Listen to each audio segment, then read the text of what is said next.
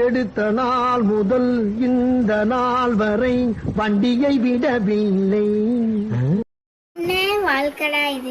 எப்ப பாரு சாப்பிட்டு தூங்கிட்டு இதையே ரிப்பீட் பண்ணிட்டு போர் அடிக்குது.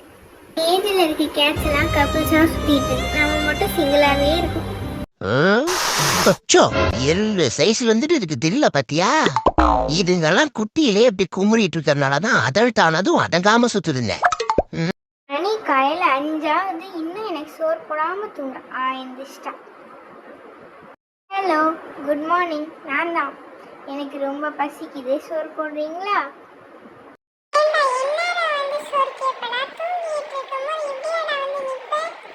வயிறு ஃபுல்லா சிக்கன் பிரியாணி சாப்பிட்டேன்ல, எனக்கு சோறு போடு.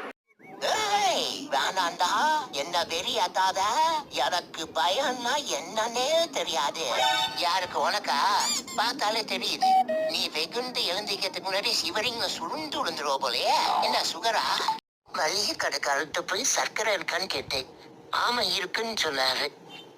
அப்படின்னு வேளா வேலைக்கு மாத்திரை சாப்பிடுங்க, டெய்லி வாக்கிங் போங்க, மொத்தத்துல சுகரை கண்ட்ரோல்ல வச்சுக்கோன்னு சொல்லிட்டு ஓடி வந்துட்டேன். ஹலோ ஆண்டி, எப்படி என் சிங்க குட்டி நாய் குட்டி கியூட்டா இருக்கானா? கொஞ்ச நேரம் பில்டப் பண்ண முடியுதா பாரு. இரு படுக்க வைக்கிறேன். அதாவது என்ன சொல்ல வரேன்னா, அக்கறை காட்டுறதுல இந்த உலகத்துக்கே கிடைச்ச ஆம்ஸ்ட்ராங் நீயே. இது போதுமா? இன்னும் கொஞ்சம் போடுவோம். இரக்க குணத்தின் இன்றியமையாத இன்வென்ஷன் நீயே. கடவுளே, என்ன பண்றதுனே தெரியலையே.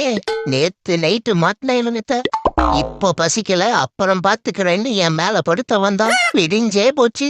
சொன்ன மாதிரியே நம்மள பிரேக்ஃபாஸ்டுக்கு பெட்டுக்குள்ள வச்சு முடிச்சிருவான் போல.